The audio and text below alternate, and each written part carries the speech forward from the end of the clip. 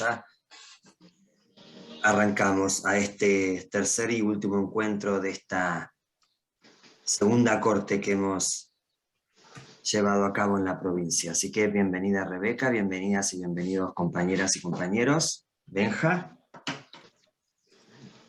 Sí, buenas tardes a todos y todas.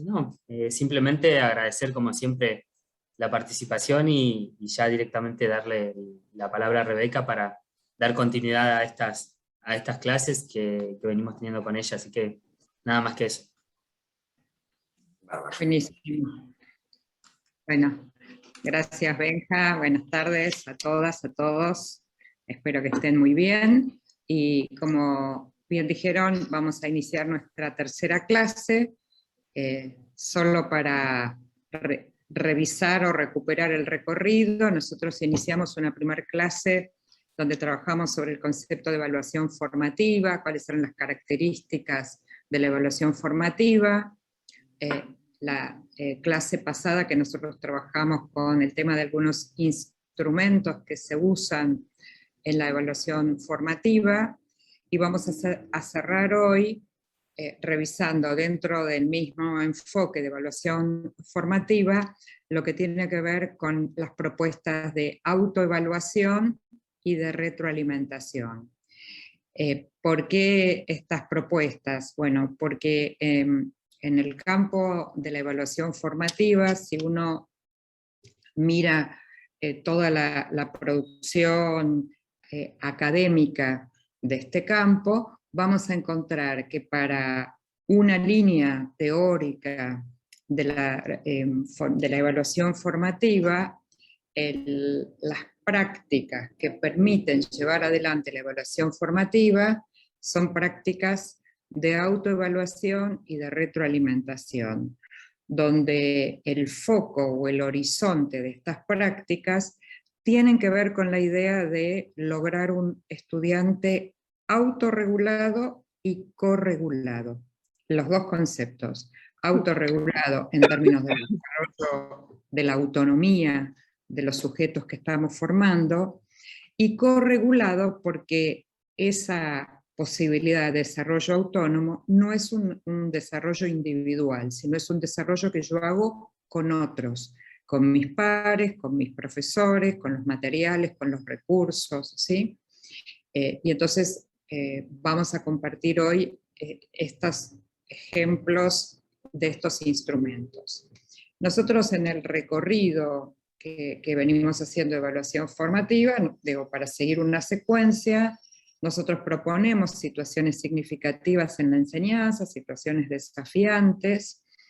En esas propuestas invitamos a nuestros estudiantes a que muestren, ¿no?, sus desempeños, sus modos de aprender, respecto a, en algunos países, respecto a estándares, o sea, hay que alcanzar estos objetivos, estas metas, llamado de distinta manera, pero siempre lo que nosotros queremos que el estudiante muestre tiene que ver con aquello que queremos que aprendan, con aquello que tienen que lograr los estudiantes.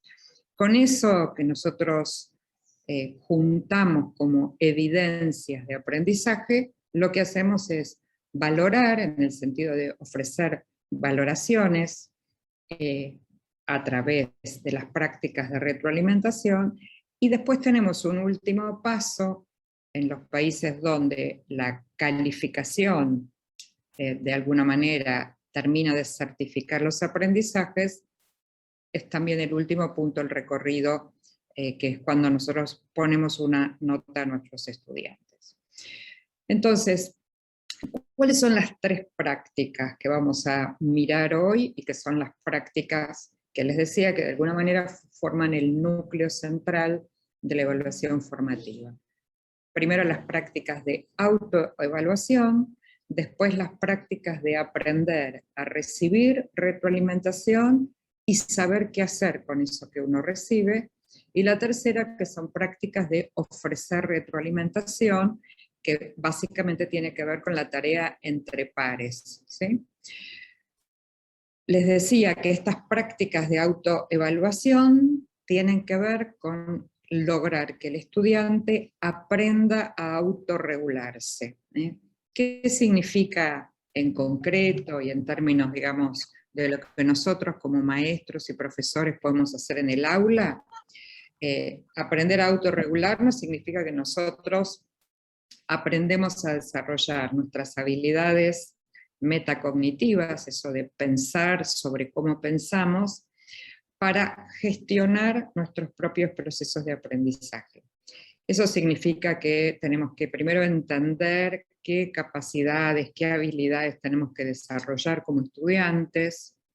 Tenemos que cada vez conocernos más como estudiantes en términos de reconocer nuestras fortalezas y nuestras debilidades como estudiante, ¿no? Respecto a esas competencias o capacidades que tenemos que lograr. Tenemos que ser capaces de planificar, organizar nuestras tareas de aprendizaje, elegir las estrategias que vamos a usar, poner en marcha ese plan y reflexionar sobre el recorrido que hicimos.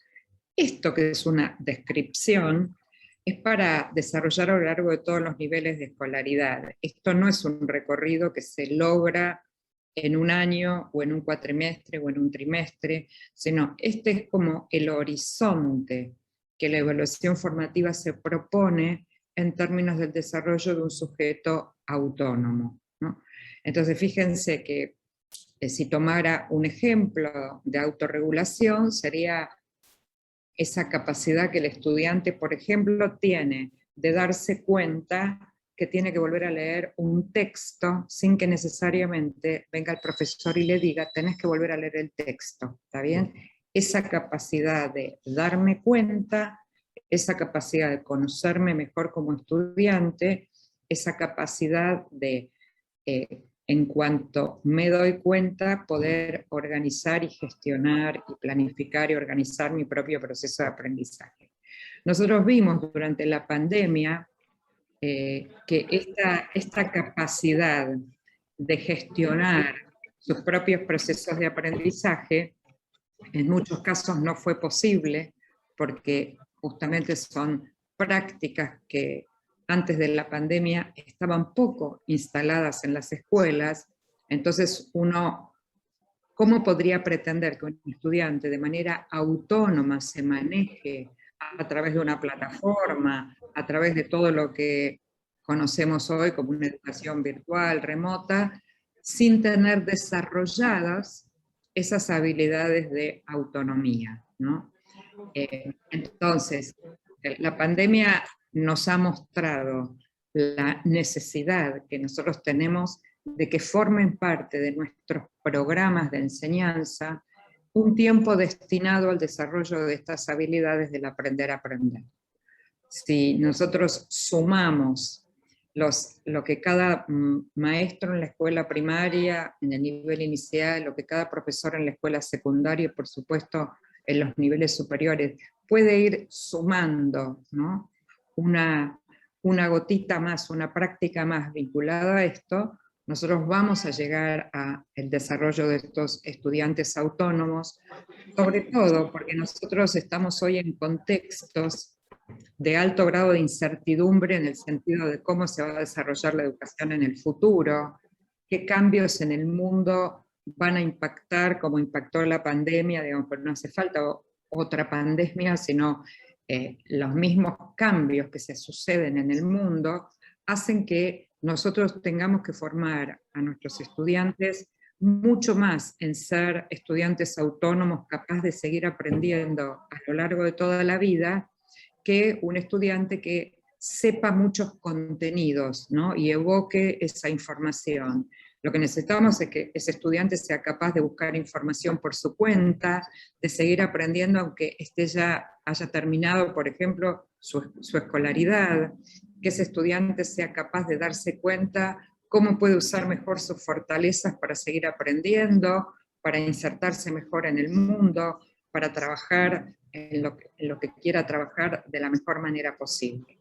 Entonces, nosotros necesitamos encarar esas prácticas que siempre nos preguntamos por qué nos encaran, ¿no? Cuando en general hay consenso de que son prácticas, son buenas prácticas, uno diría, en el campo de la enseñanza y la evaluación. Y lo que ocurre, o lo que ocurrió, y aquí sí digo otra vez, traigo a la pandemia, es que corremos detrás de las calificaciones y corremos detrás de programas muy largos. Entonces siempre la respuesta es, no tengo tiempo. ¿Cuándo querés que haga esto en clase si yo tengo que cumplir un programa larguísimo y tengo que poner una cantidad de notas a los estudiantes? Cuando comienza la pandemia, digamos, se legitima, como les decía en el primer encuentro, la evaluación formativa, y eso significa que no es que dejamos de calificar, más allá, digamos, de lo coyuntural, sino que lo que estamos intentando es que la calificación no sea el único modo en que tenemos de evaluar a los estudiantes. La evaluación formativa, en este sentido, pone foco en el recorrido, en los avances que hace el estudiante, y obviamente la evaluación sumativa pone el foco en el logro, ¿no? A dónde llegó. Entonces, uno diría, ¿cómo hacemos para articular estas dos cosas? Bueno, les doy un ejemplo.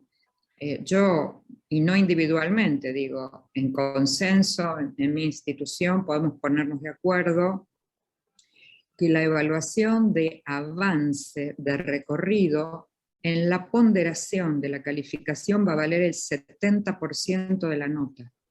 Y el 30% va a ser, por ejemplo, ese producto final que el estudiante presenta cuando terminó el proyecto, cuando terminó una unidad, que no necesariamente en formato de prueba escrita, ¿no? Digo, una maqueta, un video, una producción escrita argumentativa.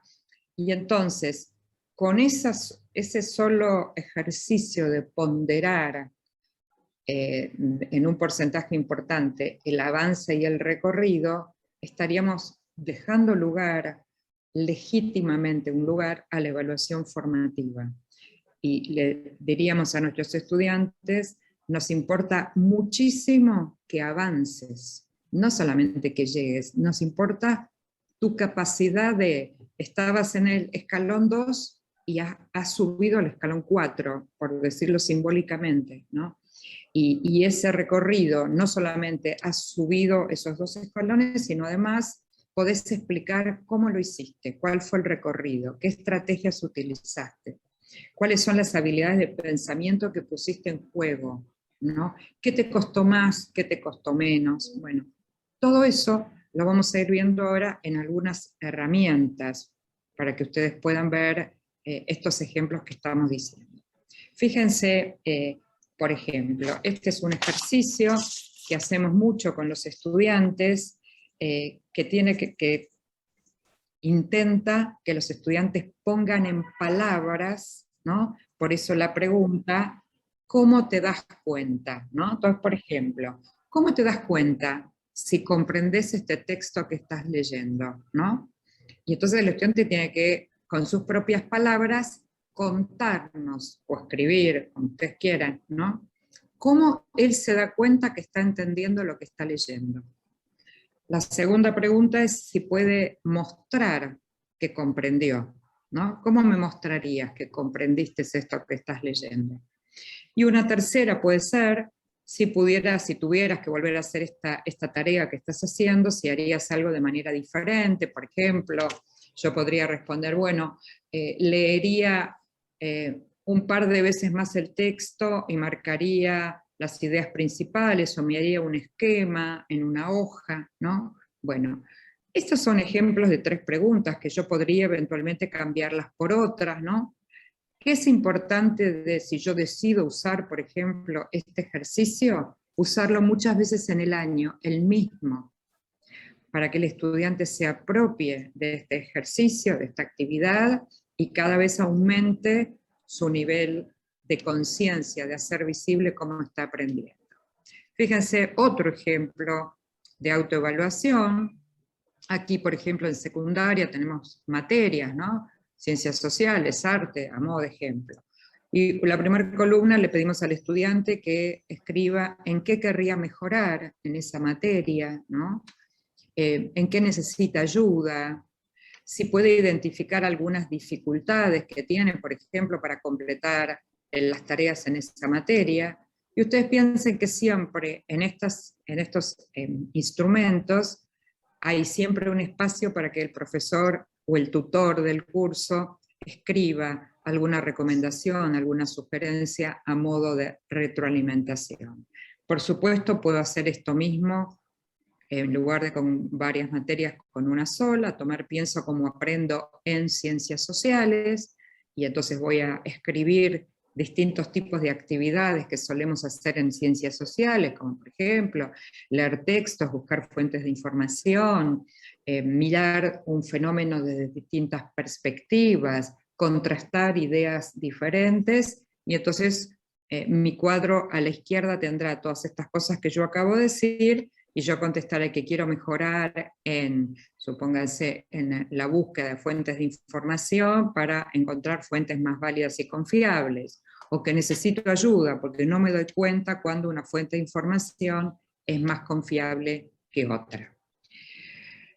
Segundo ejemplo de autoevaluación, y aquí obviamente es para chicos más chicos, fíjense por ejemplo el uso del semáforo o cualquier código de colores que me permita que un niño pueda decir, pueda pintar en rojo porque todavía no entiende la tarea que tiene que hacer, en amarillo cuando cree que lo entiende pero no lo puede hacer, y en verde cuando lo entiende y se lo puede explicar a un compañero, ¿no? Hay muchas maneras de usar estos códigos, los códigos de corrección, de producciones de los estudiantes, la idea de que lo puedo hacer también, y este es un ejercicio muy lindo para hacer con chicos, donde cada niño o niña tiene en su banco un vasito de plástico con 3 palitos de colores, ¿no? Uno rojo, uno amarillo y uno verde. Cuando están haciendo tareas, y esta idea tiene que ver otra vez con el desarrollo de autonomía, ¿no? Cuando están haciendo una tarea, les pedimos que pongan en el vaso cuál de los 3 palitos representa cómo están avanzando con la tarea. Entonces, por ejemplo, si un nene pone el palito rojo, para mí es un indicador de que tengo que acercarme primero al banco de ese nene, porque no entiende todavía y no puede avanzar. Pero si hay alguien que puso palito verde, fíjense que no solamente sé que está avanzando, sino que ese niño podría ayudar a un compañero que tiene palito rojo o que tiene palito amarillo. Ustedes se dan cuenta que con recursos muy simples estoy apuntando al desarrollo de la autonomía a través de aprender a darme cuenta qué necesito, cómo estoy avanzando, qué dificultades tengo, y lo puedo hacer de una manera, también bastante lúdica, porque el juego de los palitos es bien interesante, los chicos les gusta tener palito verde para ayudar a otros, ¿no? Les gusta salir del palito rojo porque significa que pueden ir avanzando o que entienden lo que tienen que hacer. Usamos también, por ejemplo, este ejercicio que se llama la escalera de la metacognición, fíjense que tiene 4 escalones. El primer escalón, ¿qué aprendí después de terminar una tarea, una unidad, un proyecto? ¿Cómo lo aprendí? ¿Para qué me sirve? ¿Me sirvió? ¿Me va a servir? ¿En qué otras situaciones, ocasiones puedo usar esto que aprendí? ¿No? Y esa idea de usar esta escalera, otra vez como todos los instrumentos, muchas veces en el año. ¿Para qué? Para que yo me pueda apropiar de la herramienta. Y entonces cada vez voy a contestar, voy a responder a estas propuestas, diría, de manera más auténtica por un lado y más autónoma por otro. ¿Por qué digo auténtica y autónoma? Porque cuando uno empieza a usar estos instrumentos de autoevaluación, es muy probable, sobre todo con los estudiantes, con los adolescentes, ¿no?, que respondan lo que nosotros queremos oír. vieron como Perrenú también dice el oficio de estudiante, ¿no? Y entonces contestan lo que uno diría políticamente correcto, ¿no? Entonces dicen, ¿para qué me sirvió esto? Y contestan, me sirvió muchísimo, ¿no? Y en realidad están contestando, uno diría, entre comillas, para quedar bien con nosotros, pero no es una respuesta auténtica.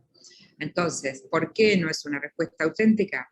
Porque los estudiantes con criterio de historia, de prácticas, digamos, históricas, siempre piensan que todo lo que hacen va a llevar nota. Entonces, ¿quién quiere responder en un cuestionario de autoevaluación, por ejemplo, que encontró dificultades para resolver la tarea, si piensa que esta actividad va a ser calificada? Entonces, mostrarle a los estudiantes que los ejercicios de autoevaluación no tienen que ver con la calificación, tienen que ver con ayudar a que se conozcan mejor ellos como estudiantes, a que aprendan mejor y a que yo también pueda ofrecer buenas retroalimentaciones si los estudiantes responden genuinamente a todas estas preguntas metacognitivas o de autoevaluación, ¿no? Fíjense, acá tengo otra manera de pedirle a los estudiantes una actividad de autoevaluación, donde les pedimos, por ejemplo, que elijan una evidencia de aprendizaje, supónganse del tema que estamos trabajando o del proyecto que estamos abordando, que muestre, por ejemplo, cómo avancé o mejoré, que muestre la mejor respuesta que yo encontré al problema planteado, que muestre cómo pude trabajar colaborativamente con otro, cómo pudimos producir en conjunto, que muestre la parte que para mí es la parte que más me gusta, la parte más favorita de mi trabajo y explicar por qué, que muestre lo que más me costó hacer de esta tarea y por qué, o que muestre, que haya evidencia de que en realidad tengo que volver a hacer el trabajo, porque está incompleto, porque está confuso, porque todavía no puedo mostrar que haya comprendido, supónganse, este concepto que estuvimos trabajando y desarrollando. Entonces estos son todos ejemplos, por supuesto, y ustedes pueden construir los propios, pero siempre es bueno partir de algún ejemplo y después, por supuesto, ustedes hacer los propios. Este cuestionario, fíjense, ¿qué estoy haciendo bien? ¿Qué puedo mejorar? ¿Cómo puedo mejorar? ¿Qué voy a hacer la próxima vez? Ahora, estas preguntas no las puedo responder si yo no tengo claro cuáles son los objetivos de aprendizaje que tengo que alcanzar. Es decir, si ustedes no compartieron conmigo, por ejemplo, que yo tengo que llegar a dominar la capacidad para argumentar, ¿no? Y entonces allí estaríamos usando, como vimos en el encuentro anterior, una rúbrica, una lista de cotejo, ¿no? No puedo responder a qué estoy haciendo bien, porque, ¿qué diría? Fíjense, si no tengo referentes, hoy les diría, ¿saben qué? Estoy haciendo todo muy bien porque hoy me levanté de buen humor, de buen ánimo, tengo la autoestima altísima, entonces todo lo que estoy haciendo hoy me sale bien. Eso no es un ejercicio de autoevaluación. El ejercicio de autoevaluación es con relación a aquello que tengo que lograr aprender. Y entonces, ¿qué estoy haciendo bien en función de, por ejemplo, lograr mi capacidad de argumentar? Y en la rúbrica dice que argumento bien cuando puedo establecer relaciones entre conceptos, cuando puedo fundamentar con bibliografía mis afirmaciones o mis opiniones. Bueno, de eso se trata responder estos cuestionarios de autoevaluación, siempre con referencia a aquello que los estudiantes tienen que aprender. Esos son ejemplos de autoevaluación. Los ejercicios de autoevaluación tienen ese doble sentido. Por un lado son de autoevaluación para mí, para conocerme mejor como estudiante, para desarrollar mis habilidades de aprender a aprender, de autorregulación, pero también me permiten a mí como profesor, como maestra, ofrecer retroalimentación. Cuando un estudiante completa cualquier instrumento de autoevaluación y me lo envía, yo puedo sobre eso ofrecer retroalimentación. ¿Está bien? Es decir, si no ofrezco retroalimentación, lo que podemos hacer, por ejemplo, supónganse que a lo largo de este mes los estudiantes completaron 2 o 3 ejercicios de autoevaluación, podemos tomar un tiempo, 10 minutos en la clase y pedirle que revisen sus 3 ejercicios, el que hicieron la primera semana del mes, la segunda y la tercera, y que puedan identificar alguna mejora entre el primer cuestionario de autoevaluación, entre el segundo y el tercero. ¿Está bien? Todo eso tiene que ver con la autoevaluación. Por supuesto, yo voy a avanzar sobre la retroalimentación, pero si hay inquietudes, preguntas o dudas, ustedes saben que pueden ir escribiendo en el chat y después Flavio levanta esos comentarios o esas preguntas o esas inquietudes y por supuesto las vamos a responder. Entonces vamos a ir a la segunda y tercera práctica, que es cómo aprender a recibir retroalimentación y saber qué hacer cuando yo recibo retroalimentación, y también cómo ofrecer retroalimentación. A mí me gusta mucho usar esta imagen, si ustedes ven aquí, la imagen de retroalimentación como la idea de ayudar al estudiante a subir un escalón más en su aprendizaje. Y fíjense que aquí tenemos 3 estudiantes subiendo a ritmos diferentes, porque tenemos 3 estudiantes en este ejemplo, en esta imagen, con trayectorias diferentes. Y entonces, lo que nosotros vamos a hacer, y ahí tenemos 2 profesores, uno subido a una escalera, que ayuda a subir escalones, y tenemos una profesora arriba que ayuda a hacer el salto.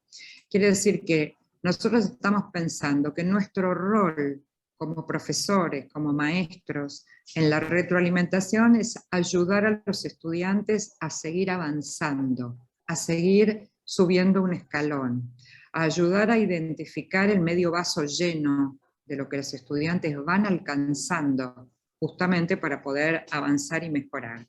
Por eso la imagen, digamos, de la escalera. Entonces, voy a empezar compartiendo y les voy a pedir, ¿sí? Si alguien a lo que les voy a preguntar quiere escribir alguna respuesta en el chat, y le voy a pedir a Flavio que esté atento para poder leerlo, porque yo no puedo ver el chat ahora. Fíjense, acá hay 3 ejemplos de retroalimentación que yo parto de la hipótesis de decirles que no son buenos ejemplos de retroalimentación, porque les falta algo, porque están incompletos, por lo que fuera. Entonces, vamos a ir con el primero. El primero dice, tenés que mejorar la coherencia y la cohesión de tu texto. Y yo digo como hipótesis que esta retroalimentación no ayuda al estudiante a mejorar, a subir un escalón. ¿Ustedes escribirían en el chat alguna respuesta a por qué piensan que no está bien o qué habría que mejorar en esta retroalimentación? A ver si compartimos alguna idea de alguno de ustedes. Damos unos minutos para que piensen, ¿sí?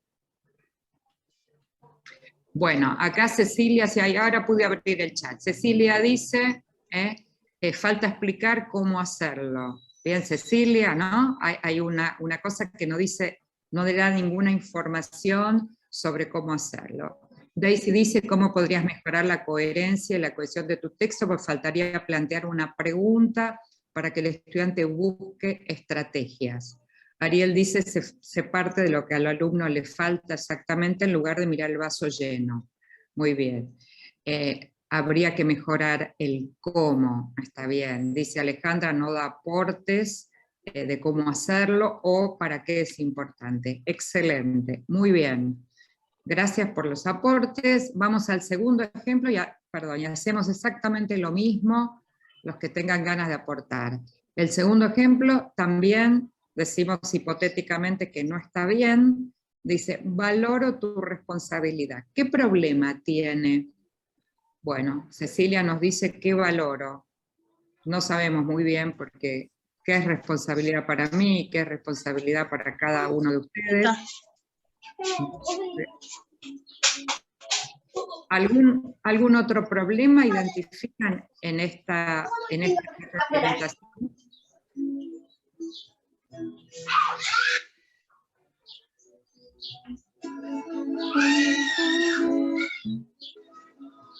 La responsabilidad, dice Carolina, es subjetiva, no dice nada. Exactamente, Carolina, ¿no? Valoro tu responsabilidad. La pregunta es, ¿qué entiende cada uno por responsabilidad? Y efectivamente no aporta, ¿no? Sería un contenido actitudinal, dice Marisa, pero no le dice si la actividad está bien o está mal, dice Andy. Fantástico. Muchísimas gracias por los aportes y vamos al tercero y hacemos lo mismo. Bueno, Jessica dice, no se hace foco sobre el trabajo, sobre la actividad. Muy bien, es muy amplia, no dice qué valora, no refiere a la actividad. Buenísimo los aportes. Daisy dice, evitar los peros. Muy bien en la tercera. Avanzaste mucho, pero podés lograr más. Primero, está muy bien lo que dice Daisy. Nosotros en la retroalimentación evitamos usar el pero, punto y aparte. Si quiero decirle dos cosas acerca, uno del avance y otro del logro, son dos frases diferentes, ¿no? Cecilia dice, ¿en qué puede mejorar? Efectivamente, no le dice al estudiante en qué puede mejorar. Carolina dice, muy típica esa frase en las evaluaciones, claro. Son frases que intentan impactar sobre la autoestima, y digo, uno podría decir, no está mal decírselo, pero lo que podríamos decir es que no alcanza. Yo le digo, avanzaste mucho, podés lograr más, pero después tendría que decirle, muy bien, como dice Silvia, definir en qué tendría que mejorar. Son frases hechas, no son claras, no son claros cuáles son los avances, dice Karina. Buenísimo. Estos son ejemplos que uno diría, no queremos de estas retroalimentaciones, o en todo caso, no queremos que solamente impacten en lo emocional, que es muy importante, sino que efectivamente ayuden a los estudiantes, ¿no? Fíjense, aquí tenemos un ejemplo de una retroalimentación de un chat, tanto utilizado este año y el año pasado, ¿no? Entonces fíjense que en verde la profesora le da una devolución, le dice que las actividades fueron resueltas y las presentó de manera prolija, le dice que tendría que focalizarse un poco más al momento de elaborar la respuesta, ¿no? Le explica por qué, ¿no? Y el estudiante le dice, buenas tardes, profe, ok, ya voy a ver esa actividad. Vuelve la profesora, dice, esa última parte de tu respuesta te faltó elaborar a los fines de que esté más completa. De todas maneras, te felicito porque venís trabajando bastante bien y sos cumplida y responsable. Y fíjense el estudiante, bueno, profe, ya me esmeraré un poco más, ¿no? Este es un diálogo totalmente real, sacado de un chat, y uno diría, primero es bueno que sea un diálogo, está bien, la retroalimentación en el enfoque de evaluación formativa es dialogada, no es solamente yo le digo algo al estudiante, con lo cual recuperamos el sentido del diálogo, pero necesitamos más información por parte de la docente, y cuando el estudiante me dice, ya me esmeraré, a mí no me alcanza como respuesta, necesito que me diga qué estrategias piensa o planea, o necesita ayuda para. Ahí estaríamos cumpliendo un circuito virtuoso de la retroalimentación, porque si no es una expresión de deseos, me voy a esmerar, maravilloso, me encanta que te quieras esmerar, ahora contame cómo, qué pensás hacer para que efectivamente mejores, ¿sí? ¿Hay alguien levantando la mano? No sé si quieren preguntar, Flavio, si quiere que abran micrófono o que escriban el chat. Sí, Cecilia quería preguntar. Sí. Ah, Dale, Cecilia. ¿qué tal? Espérate que pongo el video así se me ve. ¿Qué tal? Hola. Buenas tardes. No, también a mí me ha pasado que, y por lo que leo acá, que también los chicos repiten mucho de lo que decimos nosotros. Esto de que me esmeraré un poco más es un poco también la respuesta que en algún momento se le ha dado a algún docente, que esmerate más. Entonces, es algo como que van repitiendo, nos van contestando como los locos, ¿viste? Totalmente, totalmente. Por eso les decía, vieron, Mafalda dice, ¿qué quiere que le conteste, señorita? Lo que yo pienso, lo que mi mamá dice, lo que es políticamente correcto, lo que usted quiere escuchar. Bueno, Exacto. tal cual. Por eso decimos que nosotros tenemos que tratar de que estas prácticas se vayan convirtiendo en prácticas auténticas, ¿no? Donde el estudiante responda lo que entiende, la dificultad que tiene, para que el diálogo de retroalimentación sea también genuino. Si no, pareciera que estamos haciendo un como si. Yo te digo que estás trabajando bien y avanzaste, vos me decís que te vas a esmerar mucho, ¿no? Y es un como si, pero no va a impactar en la mejora de los aprendizajes de ningún estudiante este como si. Por eso necesitamos apelar a la autenticidad. Muy bien, gracias Cecilia. Veo otra mano levantada, pero no sé de quién es. De Marita, Rebeca. Marita, ahora te veo, no te veía. ¿Querés decir algo? No te estaría escuchando. Estás silenciada, Marita. ¿Ahora? Ahora sí. Bien. Con respecto a lo que hablabas, porque como vos vas hablando y no hay una pausa, digamos, para explicar, ¿no? Los pasos que vas dando. Cuando hablaban de coherencia y cohesión, los puntos que evalúa la docente, ¿no? Con respecto del chico. Por ejemplo, nosotros tenemos que tener en cuenta qué es lo que interpretan ellos, ¿no? Porque a la hora de elaborar un texto, el chico está teniendo en cuenta esos términos. Si solamente lo escribo y se hace una corrección, o sea, a ver, no sé, evaluamos, pero estamos teniendo en cuenta lo que realmente el niño siente, o piensa, o está aplicando en ese texto que está elaborando. O sea, está teniendo en cuenta si lo está haciendo bien, si está siendo expresivo, digamos. Bueno, por eso las retroalimentaciones necesitan tener información. Primero porque nosotros podríamos suponer, hipotéticamente, que no sabe muy bien qué es coherencia y cohesión. Si supiera lo que es, tal vez entendería qué es lo que tiene que mejorar, pero no sabemos. Entonces, en principio digo, yo tomo esta frase y diría, supónganse que empiezo diciéndole, tenés que mejorar tu coherencia y tu cohesión. Te recuerdo, ¿no? Que cuando hablamos de coherencia, estamos hablando de tal cosa, acá hay un ejemplo de coherencia que te ofrezco, acá hay un ejemplo de cohesión. Bueno, allí estaríamos, o sea, no dar por supuesto que con esta frase de retroalimentación nosotros pensamos que el estudiante entendió.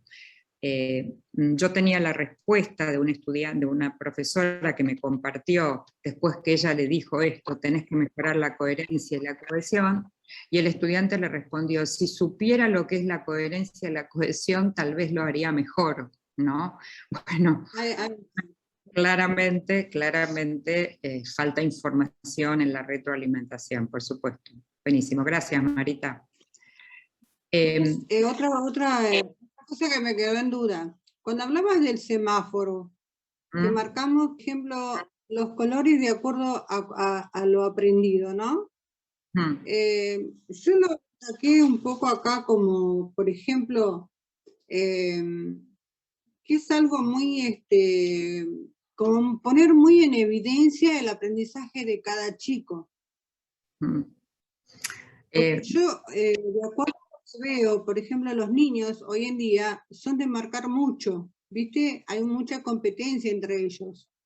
¿Sí? Bueno, entonces, sí. Digo, ¿dónde colocamos el semáforo? ¿Cómo lo trabajamos? ¿Cómo lo implementamos? Para no dejar en evidencia el grado de aprendizaje de cada chico, ¿no? Ustedes no sé si recuerdan, sí, está clarísimo lo que decís. En el primer encuentro, cuando yo les compartí la idea de evaluación formativa, una de las cosas que les mostré es que hay condiciones de clima de aula que hay que tener para que efectivamente se puedan hacer estas prácticas. Uno de los criterios o una de las condiciones es que en el aula se desarrollen habilidades y actividades colaborativas La segunda condición es que se genere un clima de respeto por las ideas diferentes. La tercera era que sea un clima de seguridad y confianza para que los estudiantes puedan mostrar sus debilidades, sus errores, y que nadie diga, uy, él se equivocó. Entonces, bueno, había otras condiciones, pero digo, para instalar prácticas de evaluación formativa tengo que generar condiciones en el aula de todo esto que estoy diciendo. Entonces eso me hará decidir cuál recurso puedo usar y cuál no. Si yo pienso que todavía en mi aula son muy competitivos, buscaré otro modo para utilizar el semáforo o cualquier otro instrumento, porque va a pasar lo mismo si en vez del semáforo uso otro. Si todo el tiempo el clima es de competencia, seguramente voy a tener que trabajar primero para convertir ese clima en un clima de colaboración, para después entonces, en lugar de hacer un ejercicio individual de autoevaluación, voy a empezar haciendo algo en pequeños grupos, en parejas, en tríos, ¿no? O voy a hacer algo de autoevaluación individual, pero no público, le voy a pedir que cada estudiante lo complete y me lo entregue a mí, no en público. O sea, voy a buscar estrategias diferentes porque yo tengo que generar clima para poder trabajar con la evaluación formativa, claramente. ¿Está bien? Rebeca, una última pregunta. Sí.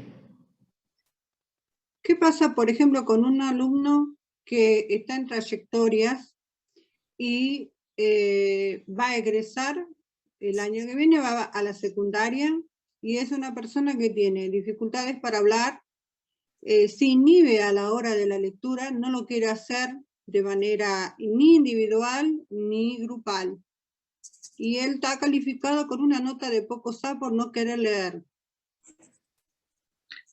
Bueno, ¿Qué pasa con esa situación? ¿Qué tipo te doy una respuesta muy breve y muy puntual, y en todo caso, cuando termine la presentación volvemos, pero en principio te diría que ese no es el problema no es el de la evaluación allí, el problema es el proceso de acompañamiento que hubo o que hay que hacer con ese estudiante, porque el problema es que cuando llegamos, voy a tomar calendario, cuando uno llega a diciembre y se terminó el año, no puede volver para atrás. Pero si yo voy trabajando justamente con la evaluación formativa de proceso de recorrido durante el año, es más probable que el estudiante no llegue a diciembre y uno diga, lo lamento, no sabe leer o no puede leer o no, y es bastante difícil. Por supuesto, siempre tengo la posibilidad, digo, de hacer acciones reparatorias, entonces digo, bueno, vas a venir a la escuela en todo febrero, vas a hacer actividades de recuperación, mirando para adelante, pero si yo empiezo el proceso de recorrido con la evaluación formativa durante, voy a bajar la cantidad de situaciones conflictivas o difíciles de cada estudiante. Por eso estamos haciendo poco en la evaluación formativa. En todo caso, después vuelvo si hay algo para sumar. Les comparto...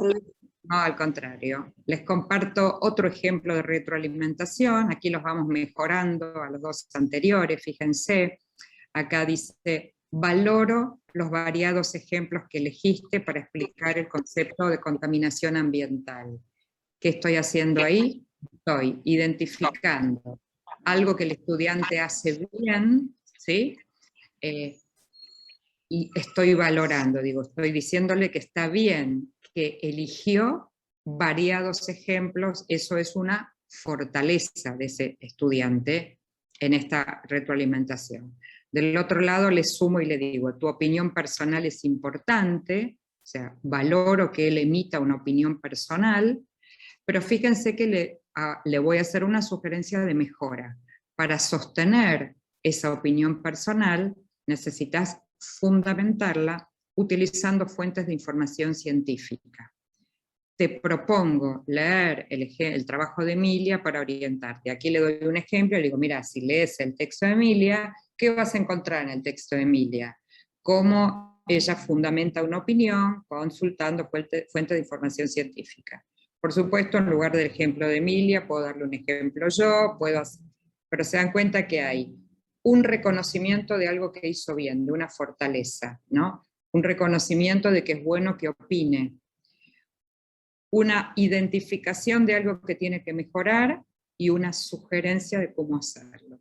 Este es un esquema sencillo, focalizado en algún aspecto de la tarea, y eso hace que cuando nosotros ofrecemos retroalimentación, fundamentalmente estamos usando estas 5 estrategias. Ofrecer preguntas al estudiante para que siga pensando, por ejemplo, ¿se acuerdan de esas preguntas? ¿Cómo te diste cuenta? Contame el recorrido que hiciste para llegar a esta conclusión, ¿no? Segunda estrategia, describir el trabajo del estudiante como si se lo mostráramos en espejo.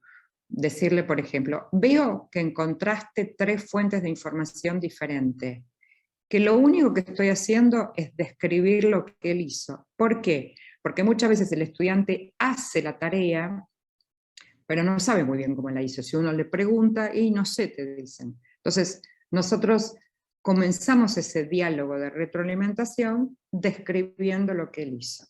Tercero, valoramos avances y logros específicos. Recuerden, no vale decir, valoro que trabajas muy bien, sino tengo que reconocer qué es lo que está haciendo bien. Ofrecerle sugerencias, y otra vez sugerencias específicas. No vale decirle a un estudiante, tenés que trabajar mejor, porque no sabría qué hacer. Entonces, ofrecemos sugerencias concretas y específicas. Y también ofrecemos andamiaje. ¿Qué es ofrecer andamiaje? Es cuando nosotros modelamos con el ejemplo. Te muestro, por ejemplo, cómo yo escribo un texto argumentativo. Te muestro, primero yo, después me mostrás vos y después conversamos para ver cómo podrías vos avanzar en ese texto. También usamos para retroalimentar herramientas que se llaman protocolos, seguramente las conocen porque las venimos usando todavía mucho antes de la pandemia. Este es un protocolo muy sencillo, que lo usamos cuando tenemos, por ejemplo, muchos estudiantes, los profesores que somos de escuela secundaria o de nivel terciario, que tenemos muchos estudiantes y a veces no nos da el tiempo para escribir un texto narrativo de las producciones de los estudiantes, usamos protocolos. Entonces, fíjense, este protocolo dice, seguir haciendo, la S es de seguir haciendo, y le digo al estudiante que siga haciendo algo que está haciendo bien. La E de empezar a hacer, le digo que empiece a hacer algo que hasta ahora no está haciendo, y la R que revise algo que evidentemente no está haciendo bien. Como ustedes verán, es simple, focalizado en algunos aspectos del trabajo del estudiante, y es algo posible para hacer en forma escrita, pero también en forma oral. Yo les cuento que en la pandemia, con mucha cantidad de estudiantes, usé muchas veces el SER grabando un audio, porque era más rápido para mí grabar el audio, ¿no? El WhatsApp, mandárselo al estudiante que escribir, ¿no? Bueno, pero siempre son protocolos muy bien focalizados. Les voy a mostrar un ejemplo de protocolo entre pares, porque recuerdan que hablamos de los procesos de autorregulación y de corregulación al principio de la presentación, y fíjense este protocolo que es precioso para trabajar entre pares, ¿no? ¿Qué aspecto? O sea, si yo voy a leer el trabajo que hizo Flavio, Flavio va a leer mi trabajo, y entonces hay 3 preguntas que cada uno de nosotros va a contestar sobre el trabajo del otro. ¿Qué aspectos valorás, Flavio, de mi trabajo? ¿Qué ideas pensás que compartimos, tu trabajo y el mío? ¿Tenemos algunas ideas en común? ¿Cuáles son esas ideas? Tercera, ¿qué parte del trabajo de tu compañero, o sea, qué parte del trabajo de Flavio yo tomaría y lo incorporaría para mejorar o ampliar el mío, ¿no? Fíjense que no le estamos pidiendo que diga si el trabajo está bien o está mal. No le estamos pidiendo eso. Estamos proponiendo un protocolo de trabajo colaborativo. Por supuesto, siempre es un ejemplo y puedo tener muchísimos otros ejemplos de esto. Les voy a dar otro ejemplo de protocolo colaborativo y con eso voy a ir llegando al final de la presentación. Este se llama protocolo en espejo. y otra vez lo voy a ilustrar con Flavio. Flavio, me voy a sentar enfrente tuyo, vos me vas a dar tu producción, la voy a leer y vos vas a leer la mía. Tenemos 5 minutos para leer la producción. Tengo 3 minutos o 5 minutos para anotar comentarios, preguntas, sugerencias, ideas, y 3 minutos donde yo te voy a compartir eso a vos y vos me vas a compartir eso a mí. Cuando terminó ese tiempo, me voy a mudar a Benjo y me voy a sentar enfrente de Benja y voy a hacer el mismo ejercicio con Benja. Y en tercer lugar me voy a sentar con Mari y voy a hacer lo mismo con Mari. Quiere decir que yo voy a recibir 3 veces retroalimentación de 3 pares distintos. Como si hiciera rondas de retroalimentación. Y podría hasta decidir focos diferentes. En la primera ronda, cuando estuve con Flavio, la indicación es que miremos, por ejemplo, la redacción, la ortografía, ¿no? En el segundo, que me junté con Benja, vamos a mirar, supónganse, los conceptos centrales. En la tercera vamos a mirar la capacidad de argumentar. Y puedo ir cambiando el foco, o puedo trabajar siempre con el mismo foco. Otra vez, protocolo colaborativo. ¿Se entiende? O sea, estamos apuntando a que no sean solo desarrollos individuales, sino colaborativos. Y el último recurso que les voy a mostrar se llaman tickets de salida, que son, como su nombre lo indica, algo que le pido a los estudiantes que completen en los últimos minutitos de una clase, o al finalizar una semana, si fuera en la escuela primaria. Si estamos en modo presencial, podrían ser anónimos. Si no estoy en modalidad presencial, habitualmente vienen a través de un correo o algo, sabemos quién los envió. Fíjense, les voy a mostrar un ejemplo. Este es un ticket de salida. Puedo otra vez cambiar las 3 propuestas que hay ahí por otras 3. El primero dice, ¿qué conexión hiciste hoy? ¿No? Esa idea de conexión de nuestra cabeza que te hizo decir, wow, ya entendí de qué se trata el tema, la idea que estamos trabajando. Segunda pregunta, o pedido, describí cómo resolviste el problema en el día de hoy. Y tercero, pensá algo que realmente te ayudó a aprender en el día de hoy. ¿Qué fue? El ejemplo que usó la maestra, la idea que trajo tu compañero, la búsqueda que hiciste en internet, bueno, etc. ¿Qué hago con toda esta información? Me la llevo, voy a leer todas las respuestas y voy a volver al día siguiente al grupo y les voy a decir, miren, de todos los tickets que ustedes escribieron ayer, me di cuenta, por ejemplo, que lo que más los ayudó a aprender a la mayoría de ustedes es usar ejemplos, con lo cual vamos a trabajar más a partir de la clase de hoy con ejemplos. Quiere decir que les estoy diciendo a los estudiantes que me importa sus miradas sobre sus aprendizajes y que voy a usar esa información para revisar o hacer algo distinto en mis clases. Pero también podría usar el ticket de salida, si sé quién lo escribió, para ofrecerle retroalimentación a ese estudiante. Acá tienen otro ejemplo de ticket de salida. ¿Fue más fácil o más difícil trabajar con un compañero? Explícame. ¿De qué manera las ideas que aprendiste hoy se conectan con tu vida cotidiana? Y la tercera, si tuvieras que enseñarle lo que aprendiste a un compañero que no estuvo en la clase, ¿cuáles dirías que fueron las 3 ideas más importantes a tener en cuenta o que hemos trabajado en la clase? Con esto dejo de compartir. Ustedes habrán visto que tienen muchísimos ejemplos que por supuesto son solo ejemplos que ustedes pueden, por supuesto, que usar tal cual como están, o cambiar conociendo sus realidades, sus contextos, sus escuelas, sus estudiantes, sus equipos de trabajo.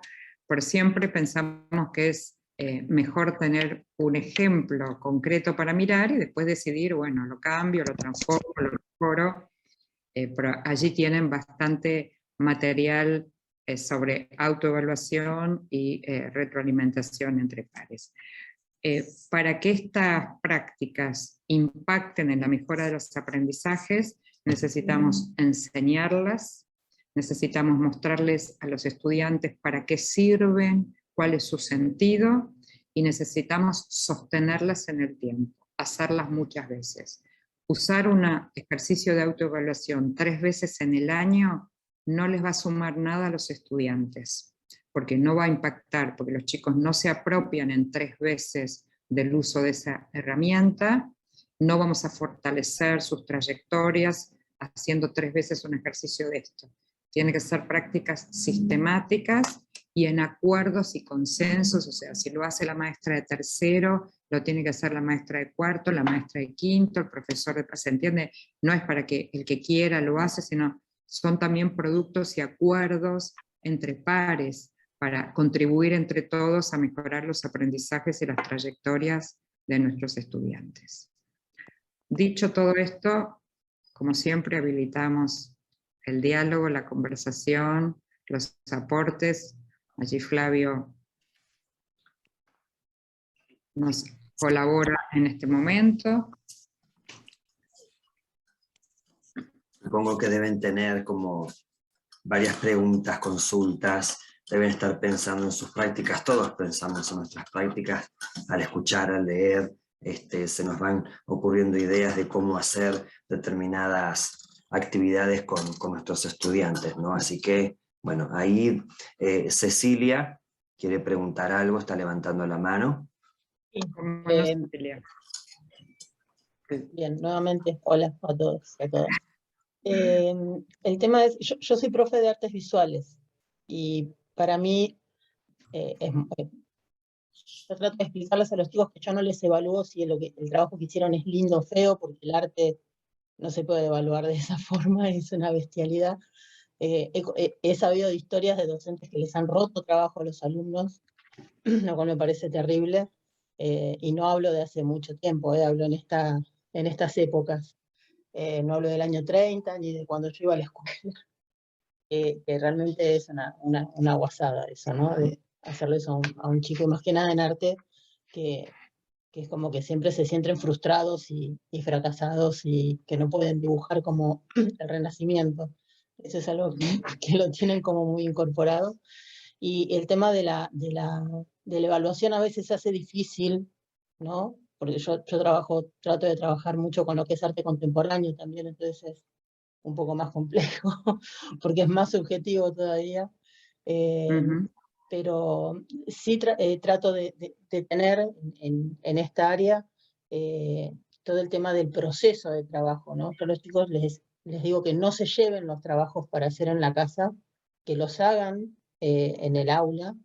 Por suerte, bueno, ahora tenemos un par de horitas más con esta nueva forma de dar clase, y eso me está dando buen resultado, porque los chicos como que se sueltan a crear sin importar si eso es lindo o feo. O sea, sacarles ese concepto me costó mucho.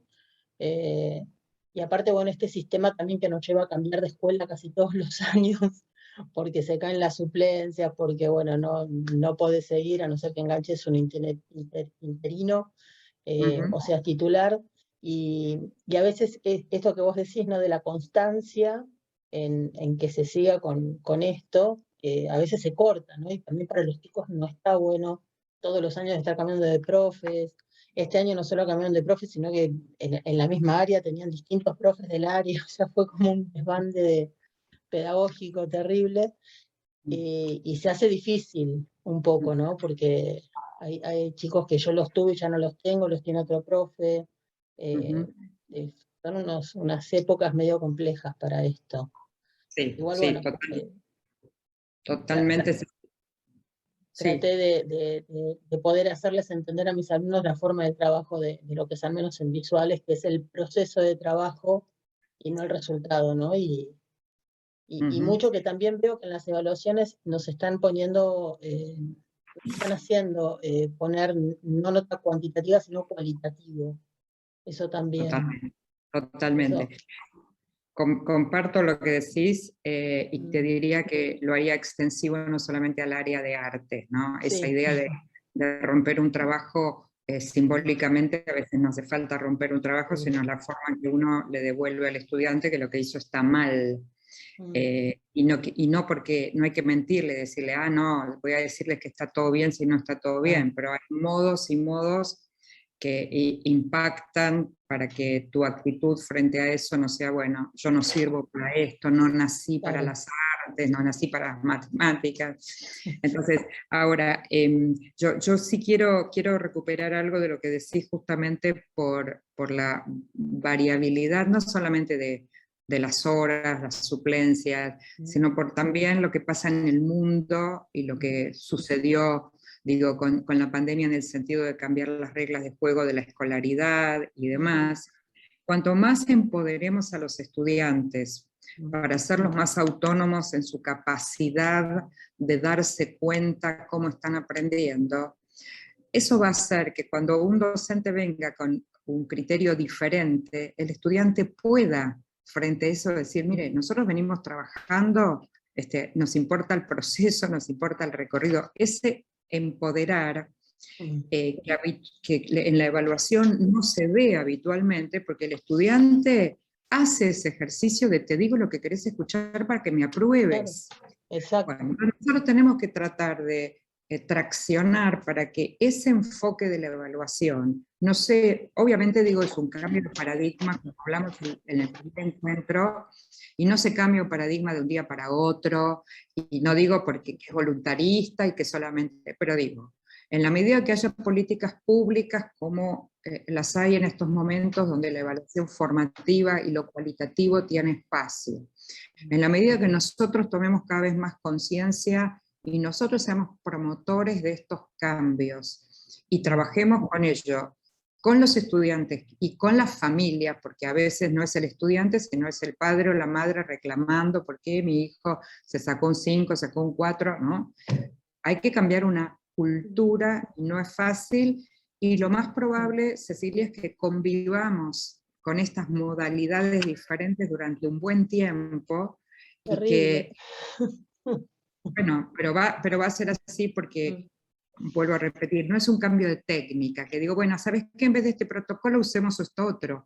Es un cambio de perspectiva, es un cambio de entender que lo colaborativo es tan importante como el desarrollo individual.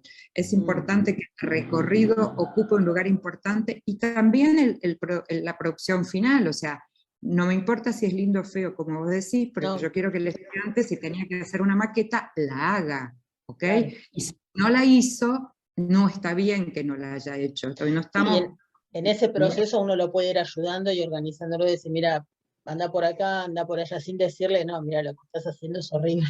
Y además, si bien obviamente uno tiene el tema de la estética dentro, porque te lo meten de chiquito, se los puede ir ayudando. Nosotros hicimos un trabajo ahora de libros de artista y la verdad que han hecho cosas maravillosas, ¿no? Y bueno, y así ayudándolos. Algunos venían con la onda maqueta.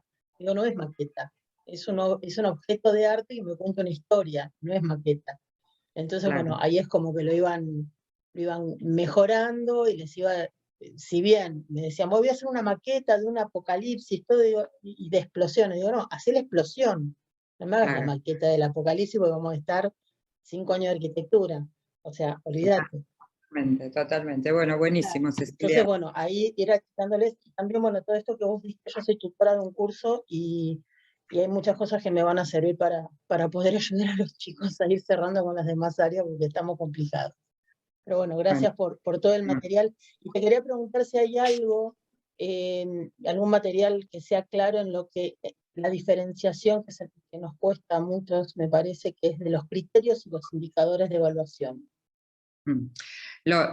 Sí, material, yo después termina la clase le mando siempre a Flavio. Criterios, mire, para pensar en criterios, la pregunta que más ayuda es ¿qué importa mirar del aprendizaje del estudiante? ¿Qué importa, por ejemplo, vos lo dijiste con tus palabras, ¿qué mirás vos de la producción del estudiante? Vos no mirás si es lindo y es feo. Entonces vos mirás, por ejemplo, la capacidad del estudiante para explicar, por ejemplo, la elección de materiales. ¿Por qué eligió, no sé, la madera? Vos el criterio es qué te importa mirar, no si eligió madera o plástico, sino su capacidad para justificar, explicar. Bueno, entonces, los criterios te dicen eso, a dónde mirar. Los descriptores de la rúbrica te hablan de la calidad de ese criterio. Es decir, si yo tomo tu ejemplo y digo, el criterio sería la capacidad de justificar, ¿está bien? Por ejemplo, vale para tu materia, pero vale para muchas otras materias. Entonces digo, ¿cuál es, si yo tengo que describir al mejor estudiante desarrollando su capacidad de justificar, digo, ¿qué hace ese estudiante? Claro, y entonces escribo, y ese es el descriptor. Esos son los indicadores que me dicen... los indicadores, eso. Los descriptores sí, son los indicadores. Sí, los indicadores o descriptores, ¿está bien? No sé si eso aclara. Sí, perfecto. Dale. Buenísimo. Bueno, gracias, muchas Cecilia. gracias. Muy bien. Rebeca, tengo un pedido en el chat, una pregunta de Miguel, y después también Marita había levantado la mano. ¿Vos podés leer la pregunta o te leo? Sí, Miguel, ¿esta forma de evaluar se está trabajando en los profesorados? Bueno, Miguel, este es un desafío que tenemos y que estamos trabajando. Digo, no te podría responder genéricamente a la pregunta, pero estamos trabajando donde podemos instalar esta idea de evaluación formativa en los profesorados, porque entendemos, y yo lo compartí también con ustedes el primer día, que si nosotros no formamos docentes con otra lógica en el campo de la evaluación y no los formamos con esa lógica, no solo desde la teoría, ¿no? De que lean teoría de la evaluación formativa, sino que esos futuros maestros o profesores vivencien dentro de su formación ser evaluados de manera formativa, ¿no? Ahí es donde vamos a contribuir fuertemente a cambiar el paradigma.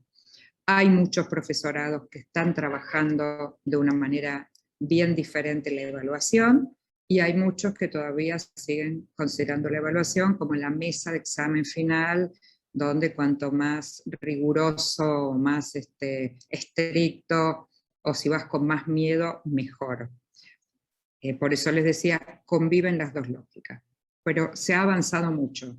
No podemos generalizar, no podría decir que todos los profesorados ya trabajan de esta manera, pero sí hay muchos que lo están haciendo.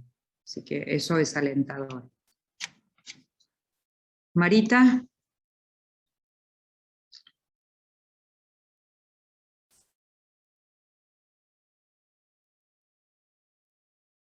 Bueno, ya Daisy dice que en el profesorado en que ella está así.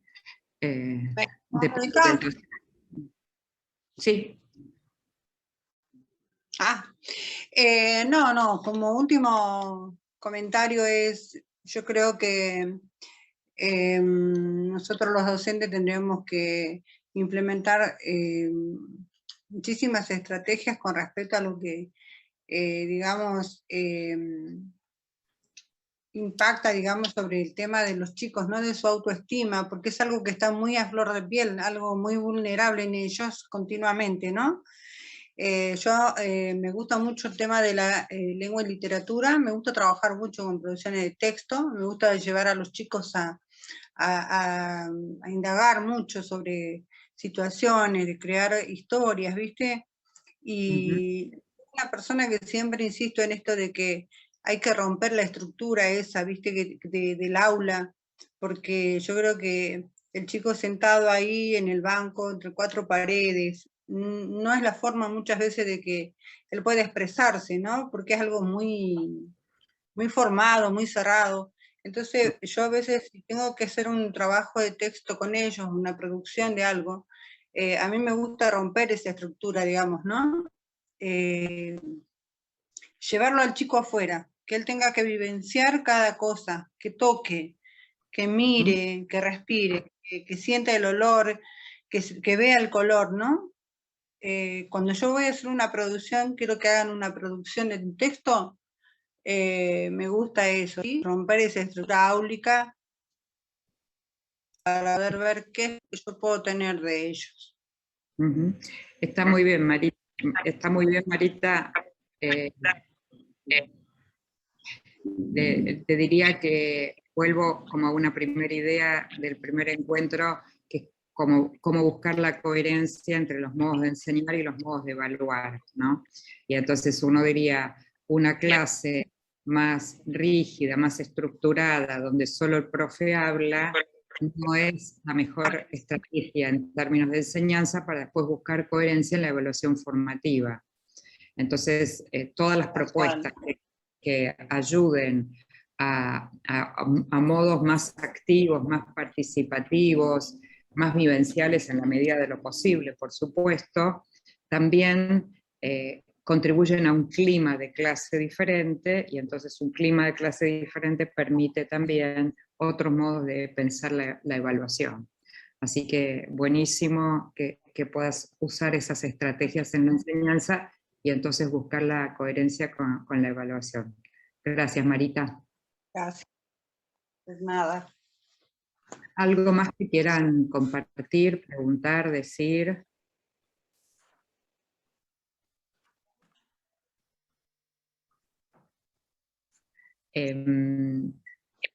Bueno, Karina se suma al pedido de material. Sí, yo cuando terminamos siempre le envío a Flavio material de lectura, un poco complementando a partir de las inquietudes y preguntas que ustedes envían, así que van a recibir materiales sobre retroalimentación y voy a sumar sobre criterios, ¿sí?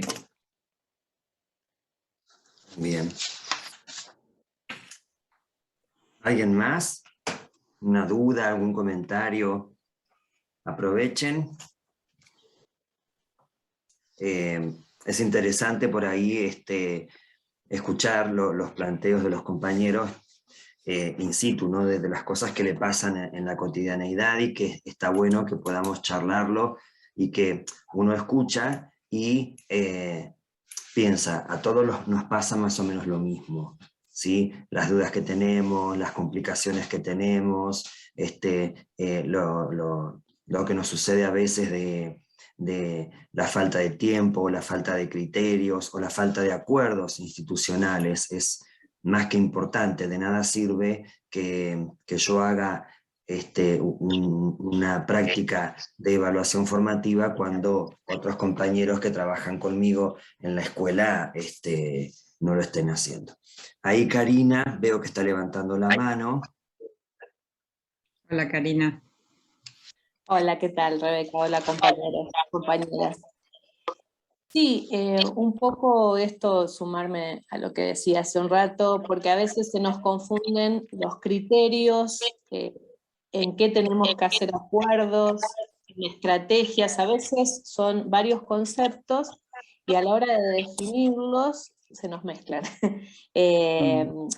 Yo lo que observaba en tu charla de la vez pasada, vos tomás mucho el tema de capacidad para o capacidad para cuando hablas de criterios.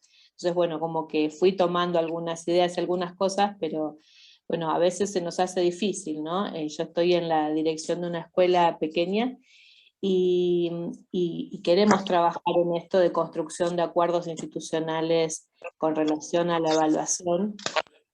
A veces se nos hace difícil nosotros poder trabajar. Entonces, bueno, el material tiene que ver eso para poder trabajarlo en conjunto con los docentes y las docentes de la institución. Y bueno, poder tener claridad para poder construir claridad, ¿no? Totalmente. Te diría que es muy común, digamos, cuando uno usa tanta terminología, digamos, esas confusiones.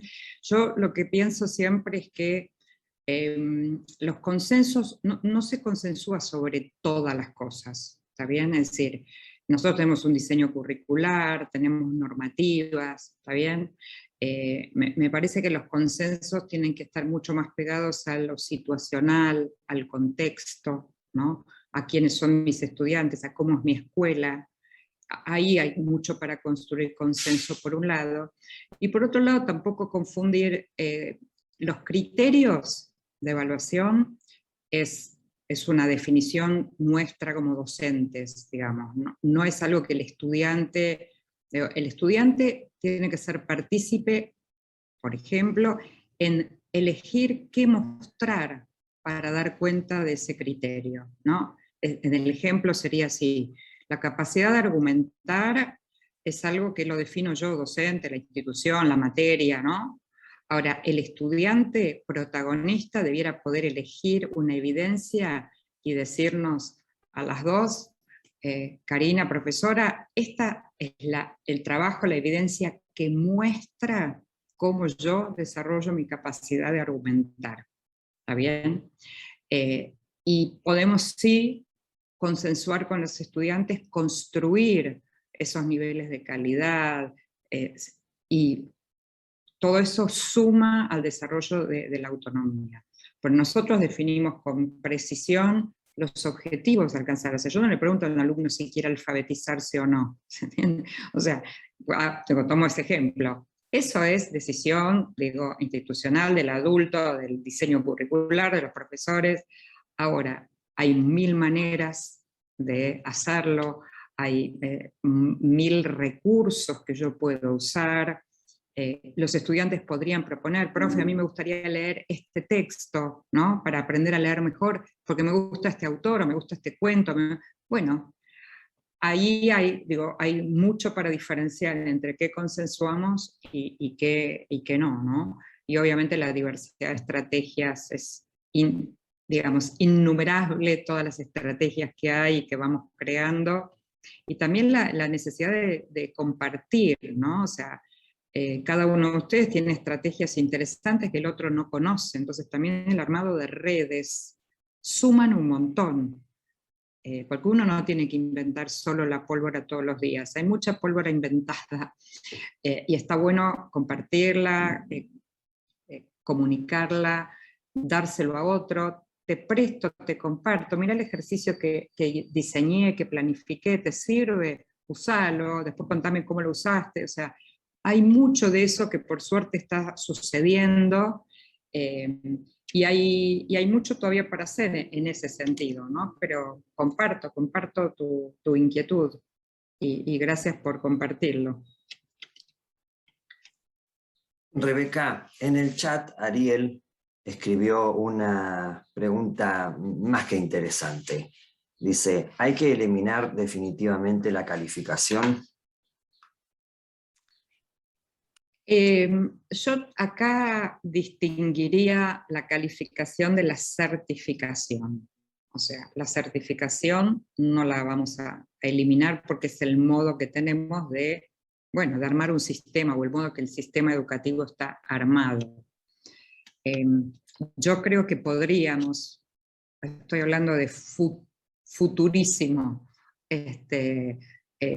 no trabajar con calificación, pero hay mucho para recorrer primero. O sea, yo para poder decidir quitar la calificación tengo que hacer mucho trabajo con la evaluación formativa, mucho trabajo con recuperar el sentido de la evaluación sumativa, trabajar mucho para recuperar el sentido del aprendizaje para los estudiantes, que entiendan que vienen para aprender, no para aprobar, sino para aprender. O sea, para mí es un futuro muy lejano, pero que hay que crear muchas condiciones, porque es una práctica muy arraigada, además no solamente en nuestro país, a nivel mundial. Entonces, desarmar esa práctica, por un lado. Y por otro lado, que habría que pensar muy bien la certificación, porque en el nivel superior, en el nivel universitario, tienen otras lógicas con la calificación, entonces uno tendría que estar como muy atento a cómo se preparan esos estudiantes que, por ejemplo, no reciben calificación, pero después van a una universidad donde solo se trabaja con la calificación, ¿no? Así que es una opción, pero digo, es un largo recorrido y me parece que hay muchas cosas para resolver antes, ¿no? O sea, como uno diría, preparar el terreno para que efectivamente después podamos decir, bueno, no es tan importante la calificación, que en realidad la podemos reemplazar por otras estrategias, por otros modos de... Pero falta mucho, hay mucho para recorrer primero. Gracias, Ariel, por la pregunta. Bueno, quedan unos minutitos más, si quieren alguien preguntar algo, comentar algo, ya para ir cerrando. Bueno, Patricia dice acá lo importante es comenzar a hacerlo, totalmente de acuerdo. ¿Vieron? O sea, lo que siempre decimos es que hoy es un buen día para empezar a hacer algo distinto. Entonces, son esos pasos, no son los grandes pasos, sino lo que uno cotidianamente puede hacer adentro del aula con sus estudiantes, que son esos pasos pequeños pero profundos y que impactan en nuestros estudiantes, ¿no? Y como decimos, bueno, estamos a fin de octubre, bueno, no está mal empezar el 28 de octubre a hacer algo, que después, por supuesto, podamos continuar. Así que está muy bien el aporte aquí.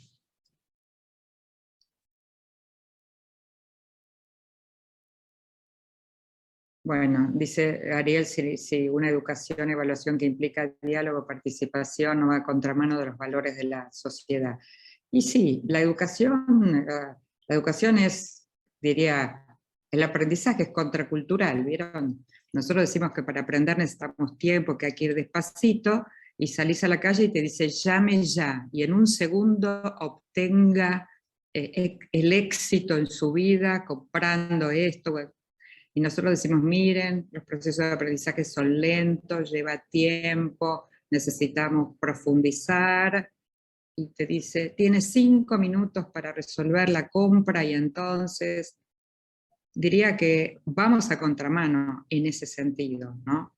Pero bueno, son los valores que se deciden, digamos, que un país decide, que una jurisdicción toma en consideración, pero me parece que siempre hubo, aunque no, digo, las decisiones, por ejemplo, de qué se incluye en un diseño curricular, son decisiones que tienen que ver con qué le importa a la sociedad, y sabemos que no hay respuestas uniformes.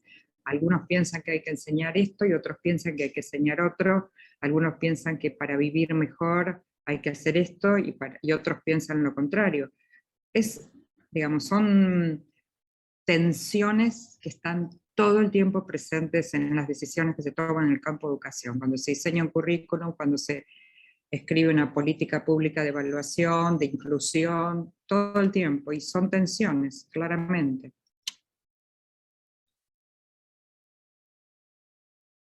Sí, la nota en el secundario se utiliza mucho como elemento de presión, se ha utilizado como elemento de castigo, saquen una hoja, si se portan mal les tomo prueba escrita, o sea, ha sido, por eso cuesta también erradicar prácticas que están muy ligadas al poder y que no tan fácilmente uno le dice a un docente, bueno, no más de esas prácticas, porque además no es por decreto, aunque fuera por decreto, quien la tiene muy arraigada, internalizada y toda su vida se manejó así, no tan fácilmente sale, uno diría, de esa zona de confort para pensar otra perspectiva.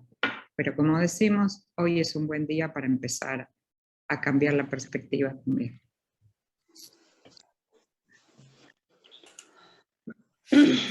Rebeca, ¿me escuchás? Yo escucho. Clarita. No, estaba escuchando atentamente lo que estabas hablando, todo esto que tiene que ver con la evaluación, ¿no? Es algo un poco humorístico. Yo recuerdo que, bueno, todos pasamos por esa etapa, ¿no? De estudiantes, y recuerdo que cada vez que, como decís vos, sacábamos una hoja porque teníamos una evaluación, ¿no? Y yo siempre decía que cuando llegaba ese día empezaba la masacre, ¿viste?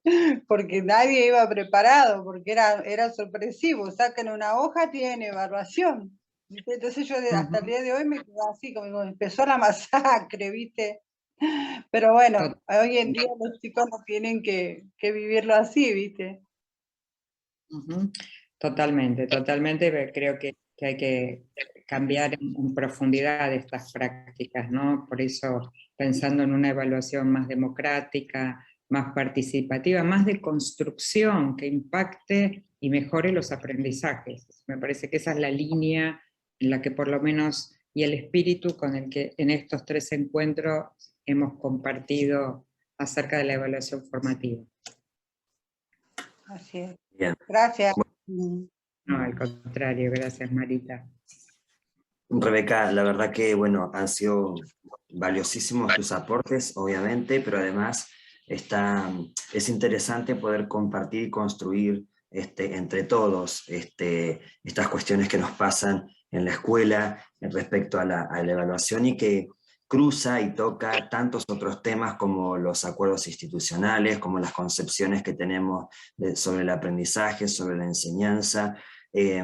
Acá debemos haber varios compañeros y compañeras que somos parte de un equipo directivo, la importancia que tenemos en el proceso de enseñanza y aprendizaje de nuestros estudiantes, pudiendo generar espacios e instancias de acuerdos institucionales, de poder trabajar estos temas y otros tantos, me parece que es importante que lo podamos hacer. Así que, para ir cerrando, agradecerte, Benja. Sí, sumarme a lo que vos decís, Flavio, agradecerle a Rebeca. Para nosotros es absolutamente valioso poder tener y poder contar con ella en la escuela de formación, en la UNTER.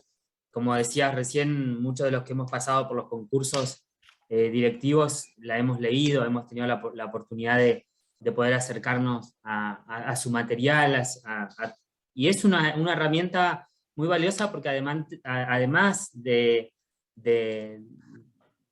contarnos, de decirnos, de explicarnos, nos brinda justamente eso, nos brinda herramientas de cómo podemos hacerlo, que muchas veces es lo que más nos hace falta y necesitamos tener. Así que muchas gracias, Rebeca, por este encuentro, por las anteriores que tuvimos también, y que seguramente, y es intención de la UNTER, poder seguir trabajando con vos y poder seguir teniendo estos espacios de formación que el conjunto de compañeros y compañeras valora muchísimo.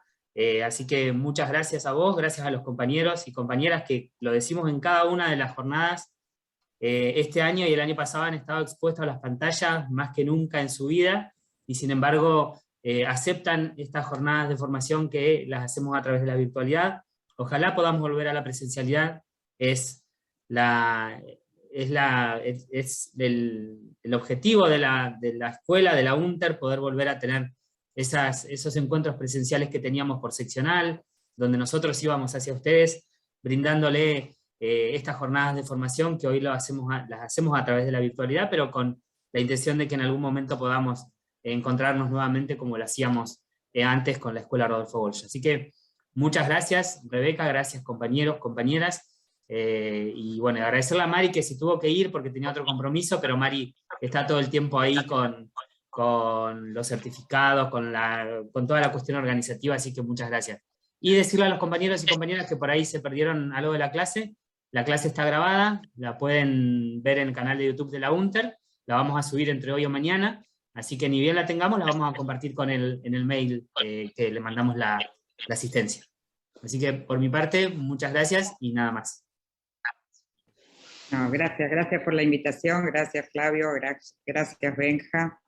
Feliz de estar otra vez con ustedes, así que muchísimas gracias, les mando un abrazo enorme, enorme a cada uno de ustedes. Bueno, gracias a vos, Rebeca, y bueno, nos estamos comunicando por